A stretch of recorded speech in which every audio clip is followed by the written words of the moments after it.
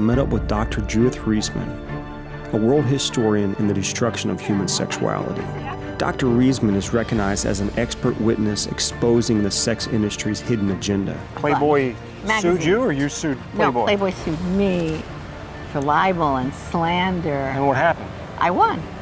She's fought the pornography industry for decades and even won a lawsuit against Playboy. So how did we get here to where we're at today?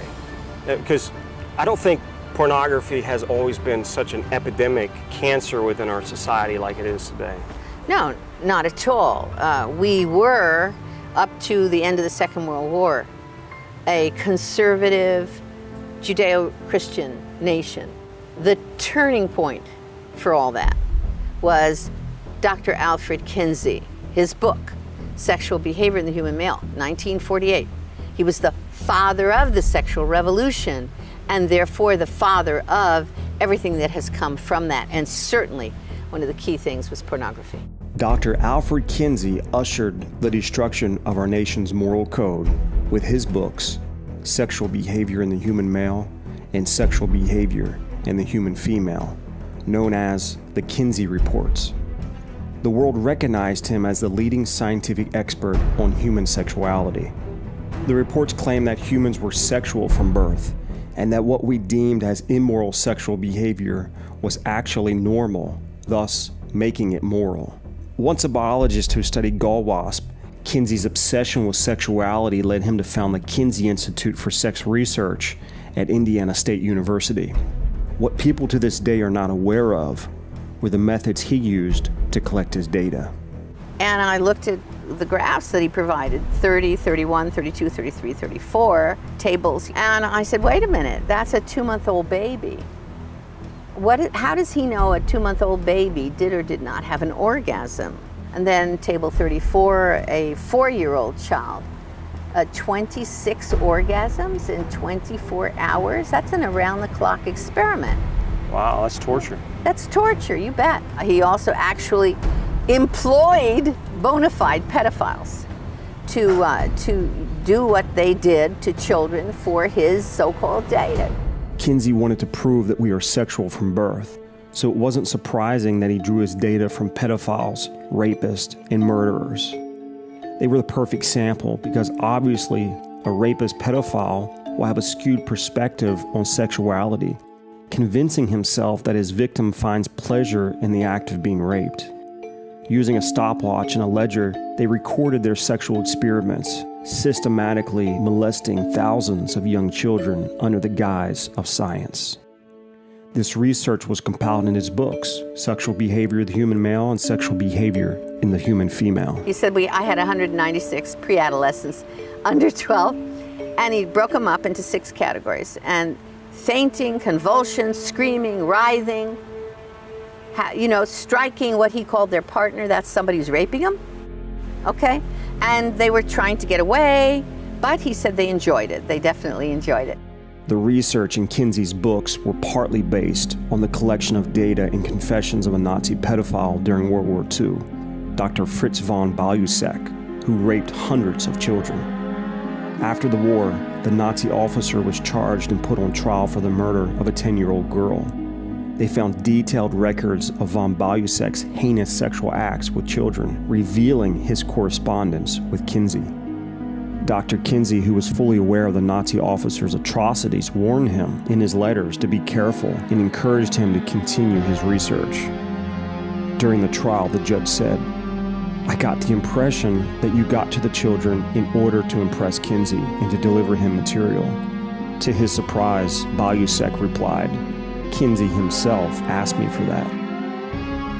Now that became the foundation for the sex educational structure that fed itself into what we are teaching our children right now as we sit here and speak. I venture to suggest that what we are putting into our books on sex education today is based almost fully upon philosophic guess. And of course, it was the foundation of all the changes in our laws, the sodomy laws, the abortion laws, everything else. I mean, he's there. His handprints are on everything that deals with sexuality. from all these people, he was able to tell us, quote, the truth about ourselves, the truth about what we were really doing behind closed doors. And he lied about our fathers, my father's generation and grandfathers. He lied about them because he projected onto them what he himself was doing. What he was struggling with. Yes. It didn't take long for Kinsey to deceive the world with his fraudulent data, convincing us that we were sexually repressed and ignorant to the truth. First, the media drank the Kool-Aid, and they were carefully taken care of by the Kinsey Institute to drink the Kool-Aid, okay? And then once they drank the Kool-Aid, the scientists, quote unquote, drank the Kool-Aid, and then the legislators drank the Kool-Aid, and then the lawmakers drank the Kool-Aid, and here we are. Essentially, what Kinsey did was he changed our belief about ourselves. This change of belief naturally changed our behavior. Soon, Kinsey's ideas permeated everything in our society, from our legal system reducing the penalty for sexual crimes and legalizing abortion, the media promoting his philosophy to the educational system, teaching children his views on sexuality. What's more, the pharmaceutical industry capitalized from the sexual revolution. We saw the emergence of STDs, sexual enhancers, and the morning after pill. The divorce rate soared along with sexual crime. As a people, we would never be the same again. Our innocence was lost forever. Ultimately, Kinsey's fraudulent data led to the legalization of pornography. One of the virgins in college that read Kinsey and believed him was a guy named Hugh Hefner. Okay, so he's in college. So Hefner was an advocate for Kinsey's. He reads Kinsey and he says, hey, everybody's been lying to me. They've all been diddling around doing all this stuff, and I have been standing here being a nice guy. Forget it. He says, I will be, and I'm quoting him, Kinsey's pamphleteer. I will be Kinsey's pamphleteer. Really? So from there, he began to advocate for changes in law, and he created a magazine called Playboy, which then he said would reflect what Kinsey had found about human sexuality. In his fraudulent data. America was educated by a pedophile whose work was labeled as science. Just as Darwin was the father of legitimizing evolution, Kinsey was the father of legitimizing the sexual revolution and all that's based upon that today. Sure enough, Hefner was true to his word. Not only did he popularize pornography on a global scale, he also helped to legalize it. I want a congressional investigation of Kinsey.